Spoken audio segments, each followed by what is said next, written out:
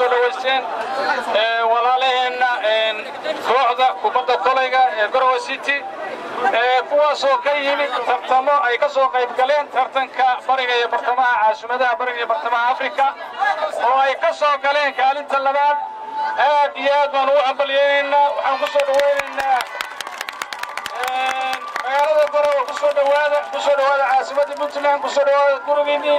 aad iyo aad baan idinku mahadcelinaynaa guusha maxaa la yiraahdaa taariikhiga ee lama filaanka lama ilaawaanka aad ka soo hayseen tartanka aad ka qayb gasheen waxaan leenahay gacmo furan ku soo dhawaada anigoo ku hadlaya magaca bulshada reer Garowe aad iyo aad baan idin soo dhaweynaynaa gacmo furan ku soo dhawaada shirar badanna waa yeelan doonaa dirabiidmo haddana waxaan ku soo dhaweynayaa gudoomiyaha go waxaan leeyahay dhalinyarada kubadda kolayga ee ku ciyaaraysay magaca Garowe aad iyo aad bay u mahadsan yihiin koobka ay qaadeen kaalinta labaad waxaan leenahay soo dhawaada gurigiinima timaadeen dadkiinima u timaadeen koob runtii aad iyo aad u qiimo badan oo sharaf la soo qaadeen waxaan rajaynayaa insha Allah koobkan kiisa xiga inaad kaalinta koowaad gali doontaan haddii Ilaahay yiraahdo dhammaan shacabka iyo dadweynaha iyo dhammaan bulshada reer Garowe iyo reer Nugaalaadba waxaan leeyahay iyo reer Puntlandba kooxdaas waxay mudan tahay hambaliyo waxay mudan tahay taageero waxay mudan tahay in la garab istaago aad iyo aad baan ugu mahadcelinayaa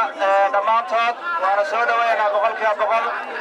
mar labaad iyo mar saddexaad Garowe guul Puntland guul Puntland ha noolaato Puntland ha noolaato Garowe ha noolaato soo dhawaada Puntland guul Puntland guul Puntland ha guulaysato si gaar ah munaasabadan kooxdii aynu ku maamuusayno magaca Garowe ku ciyaaraysay waxaan leenahay kor baan u qaadeen kor Allah inii qaado munaasabadan waxaan uga mahadcelinayaa dhammaan ciddii soo qabanqaabisay oo ugu horeeyo qaybta ugu weyna ka geystay madaxweynaha dowlad goboleedka Puntland mudane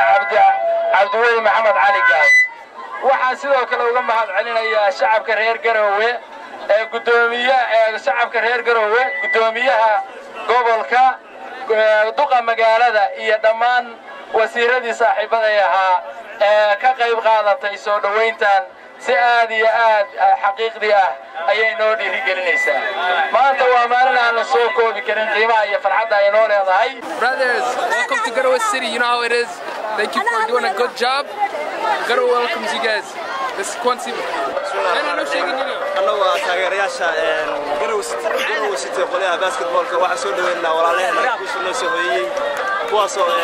كل تاريخي كسويه عاصمة وطن كدار سلام